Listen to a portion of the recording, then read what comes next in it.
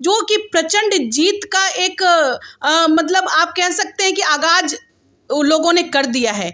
कोई भ्रांति नहीं है, कहीं कोई किसी के मन में संशय नहीं है। क्लियर स्पष्ट रूप से आपको मैं कहना चाहूंगी कि एनडीए एकजुट है, कहीं पर भी कोई क्लेश नहीं है। लगातार जब इनको लग रहा है, विपक्षियों को जब लग रहा है कि उनके हाथों से सीटें निकलती जा रही हैं, उनके पक्ष में लोग नहीं आ रहे हैं, तो ये एक अलग तरीके का हथकंडा अपना रहे हैं। पनोरमा ग्रुप, जो सोचता है वो करता है।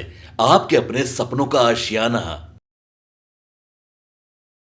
काफी भीड़ भी दिखी, लेकिन एक चाचा और भाई नजर नहीं आए।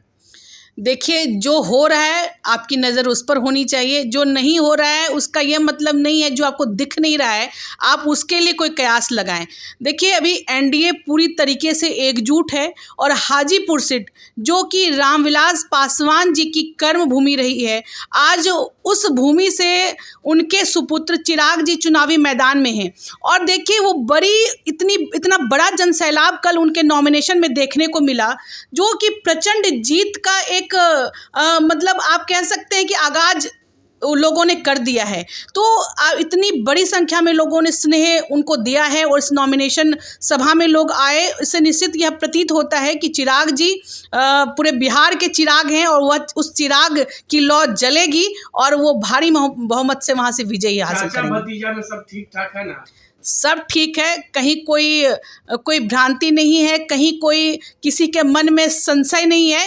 बस एक ही बात मैं कहना चाहूँगी कि अभी सबके सामने क्लियर स्पष्ट रूप से आपको मैं कहना चाहूँगी कि एनडीए एकजुट है, कहीं पर भी कोई क्लेश नहीं है। मंच से देखा गया कि चिराग पासवान फोन भी लगा रहे थे और भावुक भी हो गए अपने पिता को लेकर। देखिए, वो चिराग जी भावुक हो गए, यह वाजिब भी था।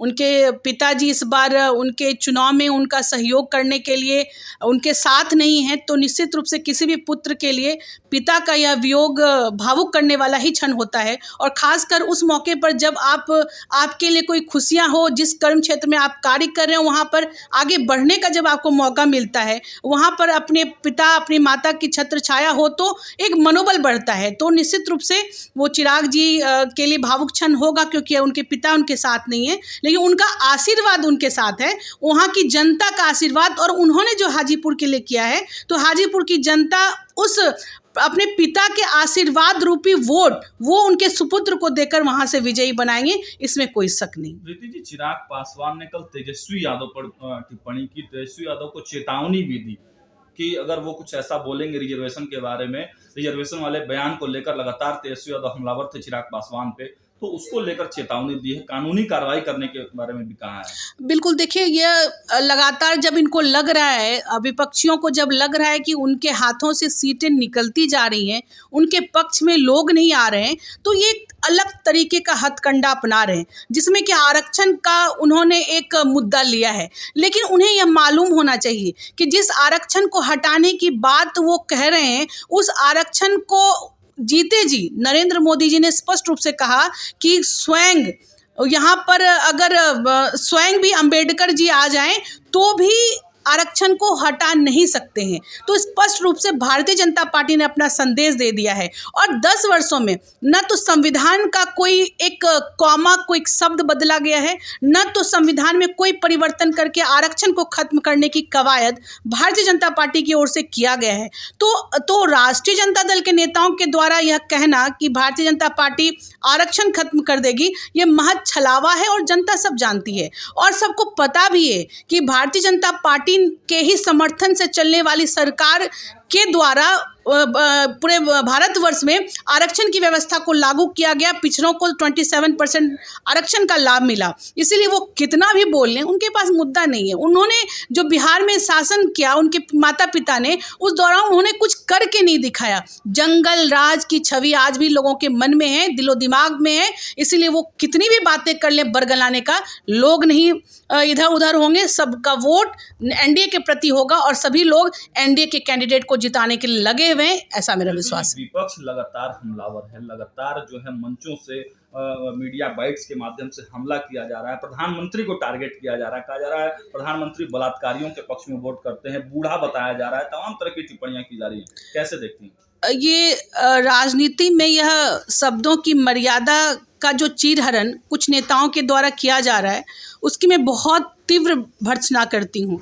देखिए, राजनीति अपने जगह है, लेकिन आपकी अपने वाणी से किसी का दिल दुखेगा ऐसा प्रयास नहीं होना चाहिए। और ख़ासकर आप देश के प्रधानमंत्री हैं, वो आपके भी प्रधानमंत्री हैं, और नरेंद्र मोदी जी के प्रति ऐसी ऐसी भाषाओं का प्रयोग लगातार विपक्षी कर रहे हैं, वो किसी कीमत पर बर्दाश्त नहीं किया जा सकता है। और जो लोगों की जो भावनाएं उमड़ रही हैं, जो उनके खिलाफ जो भावनाएं हैं, वो वोट के चोट के रूप में उनको दिखाई पड़ेगी। और मैं इस पर यही एक कहना चाहूँगी कि ऐसी वाणी बोलिए, मन का आपा खोए, औरन को शीतल करे, आपहु शीतल होए। तो इस सूत्र वाक्य को यदि कोई आत्मसात करके राजनीति में आगे बढ़े तो निश्चित रूप से सबका भला होगा। अंतिम सवाल है, राहुल गांधी ने अमेठी सीट छोड़ दिया है, रायबरेली से वो नॉमिनेशन कर रहे हैं।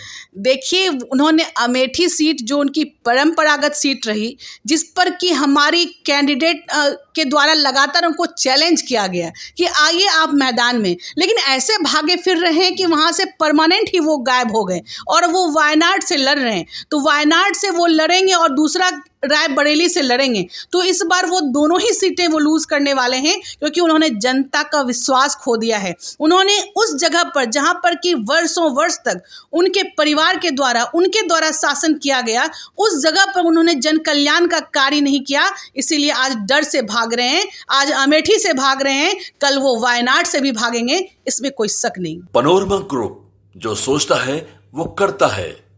अगर ये वीडियो पसंद आई और वह बिहार के राजनीति और बिहारियत से सरोकार रखेनी तो सब्सक्राइब बटन दबा के चैनल के सब्सक्राइब कर ली। ओजे एगो घंटी बा, ओकरा बटन दबा देला से कुल सटीक और मारक खबर रुआ मुफ्त में मिल जाई।